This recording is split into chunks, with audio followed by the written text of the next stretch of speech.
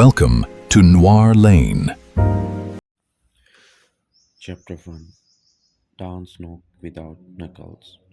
Rain had stopped before dawn, but Manhattan still wore it like an old overcoat. Water clung to fire escapes and the window ledges while the city breathed softly through the steam pipes and distant traffic. Inside the brownstone on West 35th Street, the house waited for new Wolf to descend from the orchard room upstairs. The telephone rang before breakfast. I answered with my unusual good win, and a polished voice introduced itself as Salep Harlan Pike, financier and collector of expensive problems.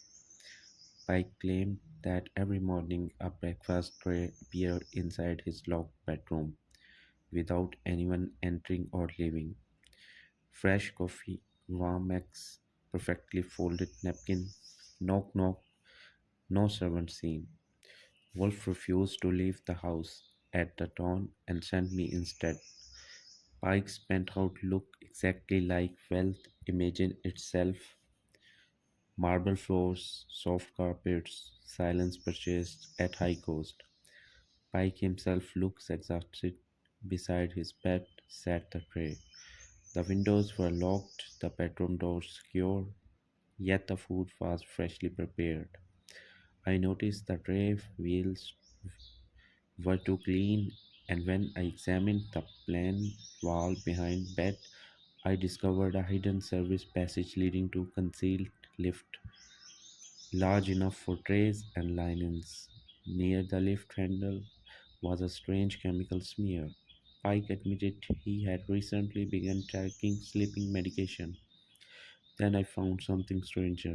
Written beneath the tray in the pencil, there are three numbers. When I returned to Brownstone and reported everything, Wolfie concluded the tray was not a prank. It was a demonstration, Wolf said quietly.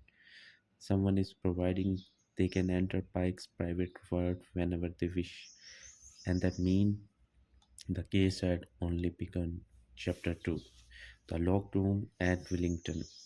The next morning, I was sent to the Wellington Hotel where a man named Rusk had been found dead in the locked room. The chain lock was engaged from the inside, the windows sealed, no witness, no intruder. A breakfast tray stood untouched near the bed. The police suspected a heart attack until I noticed the bruise beneath Rusk's jaw and the faint smell of expensive perfume lingering near the desk. Rusk had clearly been frightened before he died. I examined the hallway carefully and discovered the hotel dumps water connected to hidden service passage behind the guest corridors. Someone could move objects through building without ever crossing a hallway openly. The locked room was an illusion. Rusk's death had been stacked to impossible because impossible crime distract people from orderly mechanism. When I reported back, Wolf focused on one word: everyone keep reading. Routine. Routine, Wolfie said, is how intelligence crime become invisible. Chapter 3. Wolfie hears the word routine. At the brownstone, Wolf began to connecting Pike's breakfast trays with Work's death. Work's office safe carried the same faint perfume scent I had noticed in the Pike's penthouse. Employees described after-hours movement through the building as routine: cleaning crews, inventory checks, quiet disbelievers. Wolf distrusted routine. He explained that repeated behavior becomes invisible because people stop questioning it. Someone had exploited ordinary household system to move freely through private spaces. Rusk had also received anonymous threats before his death, according to the staff. It was repeatedly checked, documents hidden in his office safe. Wolfe believed the killer manipulated Rusk psychologically, creating fear until he exposed his own secrets. The perfume note connected both them, and somewhere inside the invisible routine was the murder. Chapter 4. The house that smelled like money. Wolf reluctantly agreed to visit Pike Pen's house himself. The apartment was silent, elegant, and unnaturally controlled. Wolfie immediately unnoticed faint perfume scent lingering beneath the smell and polish of wood and expensive furniture. Pike admitted that secret notes had started appearing beneath the breakfast tray. The notes contained private financial information connected to Rusk Perfume Company, Wolf contributed to household staff. Harlan Cross, the secretary chief, supervised the town breakfast services. Delacroix managed housekeeping and linens. On mode control pantry deliveries. All of three instead of breakfast routine had remained unchanged for years. That interested Wolf more any contradiction because habits create blind spots. When Wolf asked who instead breakfast must arrive precisely at dawn.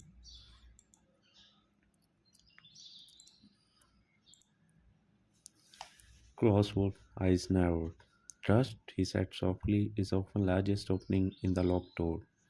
Chapter 5. Five dance, one bite, too far.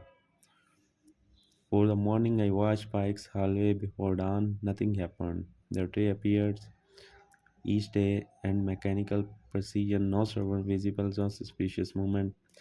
Slowly one began accepting the ritual. That was exactly a trap.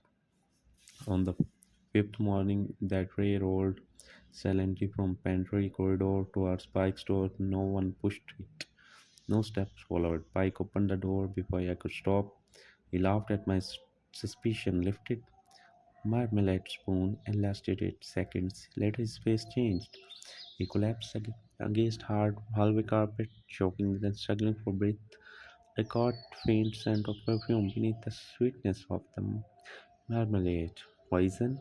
The ambulance arrived quickly, but the pike died before they could save him. The tray remained beside the body, perfectly arranged and horrifying profile. Back at the bronze round, Wolfie listened to my report without interruption. Then he said, "Murder has turned ritual into a weapon."